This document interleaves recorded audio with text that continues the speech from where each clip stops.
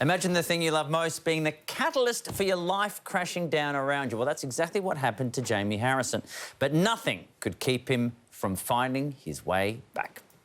I love doing something as fast as I can and on the edge. I just love the thrill of it.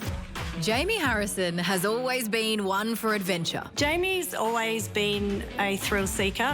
He loves any adventure, any sports. His love affair with motorbikes began at 8 years old. And while he's a fitter by trade, off-road racing has always been his passion. We lived in the territory, so we were in remote areas, so we were riding bikes all the time, and I fell in love with it then and there. But 3 years ago, everything changed when Jamie mounted his bike in Alice Springs for the annual Finke Desert Race, one of the toughest motorsport races in the world. How mad do you have to be to do Finke? Well, yeah, you got to be really mad. He was just past the 80-kilometre mark when his bike hit a rock hidden in the dust at 120 kilometres an hour, sending him flying. June long weekend 2021 was life-changing for all of us. It cartwheeled me, so when I cartwheeled, the bike hit me. I was conscious the whole time, so I remember everything. I remember the helicopter rides, I remember the confusion, I remember the mayhem that was going on in my head. I got another mate that rang me to tell me that moment was just disbelief, like how could this happen? Jamie was in the ICU for 5 days with extensive injuries.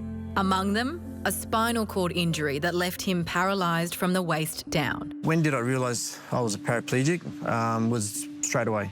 I can still remember it clear as day now. I remember reaching down with my left hand and touching my leg, and I couldn't feel it. Jamie was incredible. He worried about everyone else and he just said, "It's all right, bub. It'll be fine. It'll be fine." What followed was an arduous 10 months in an Adelaide hospital, grappling with a seemingly insurmountable recovery. First part of your rehab, you're literally lying on your back. You can't move, you can't do anything. You're at the mercy of the helpers, the nursing staff. I did go through depression side at times. There was times there where you have thoughts of suicide. Not that I ever acted on it or did it, but it crosses your mind because your life is totally changed. But the sport that put him there was also what pulled Jamie through.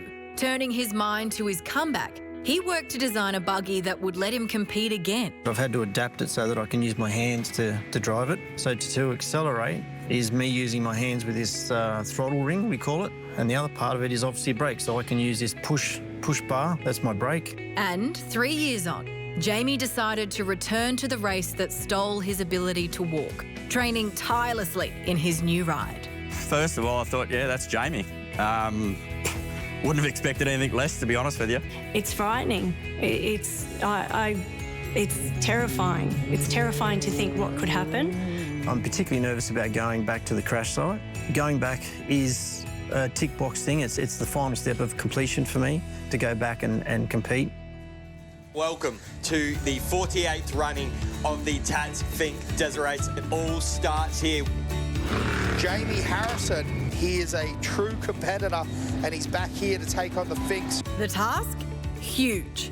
452 kilometres of unforgiving desert terrain, from Alice Springs to the remote community of Finke and back, over a gruelling 2 days. Welcome home, buddy. What a beautiful day. And I'm here. Jamie, alongside Australia's toughest riders, pushed to his limits. We passed the crash site. That was hard. Just a lot of things going through my head. But it's okay. But he made it, crossing the finish line with an overall time of 4 hours and 41 minutes. Awesome drive there from the 639. That's Jamie Harrison. Jamie cementing himself as the first person with paraplegia to ever beat the Finke. A few years ago, the Finke unfortunately bit very hard for him. Put your hands together for Jamie Harrison. Yes, I do feel like it's a comeback. Personally, I feel like I'm back.